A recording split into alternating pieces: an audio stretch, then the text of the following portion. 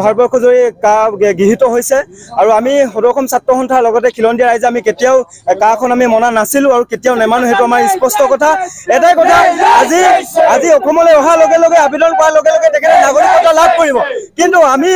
কোনো কাৰণে এনে ধৰণৰ সিদ্ধান্ত আমি কেতিয়াও মানি ল'ব নোৱাৰো আৰু আমি কোনো কাৰণতে আমি মানি নলওঁ সেইটো আমাৰ স্পষ্ট কথা মৰ্মতালিভাৱে আজি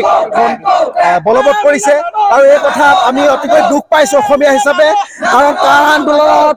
5জনকৈ শ্বহীদ হৈছিল অসমীয়া মানুহৰ আবেগ অনুভূতি জলাঞ্জলি দি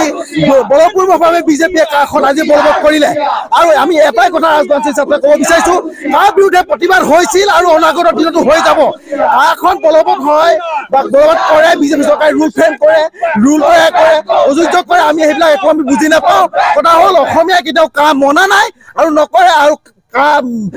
বিৰোধ আমি প্ৰতিদিনে আমি কৰি যাম আৰু অনাগত আহিবলগীয়া দিনত প্ৰান্তে কিন্তু গণতান্ত্ৰিকভাৱে আন্দোলনৰ কাৰ্যসূচী কিন্তু আমি ঘোষণা কৰি যাম আৰু আন্দোলন চলি যাব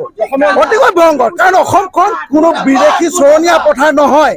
এইটো কথা কিন্তু আমি বিজেপিক কিন্তু আমি হকেই দিব বিচাৰিছো আৰু বিদেশীৰ বিৰুদ্ধে অসমৰ আন্দোলনৰ 6 বছৰীয়া আন্দোলনৰ পটভূমি আছে ইতিহাস আছে আৰু ইতিহাসখিনি কিন্তু বিজেপি চৰকাৰে এবাৰ অধ্যয়ন কৰাৰ প্ৰয়োজন আছে গতিকে হঠাৎ অহা এই বিজেপি চৰকাৰখনে যদি ভাবিছে যে আন্দোলনত ভয় ভাবুকি প্ৰদান কৰি তেওঁলোকে যে যি মন যায় তাকে মৰ্মতালিভাৱে কৰি যাব এই কথা কিন্তু আমি কেতিয়াও মানি নলওঁ আৰু ইয়াৰ তীব্ৰ গণতান্ত্ৰিকভাৱে আন্দোলন ভৱিষ্যত দিনত কিন্তু কৰি যাব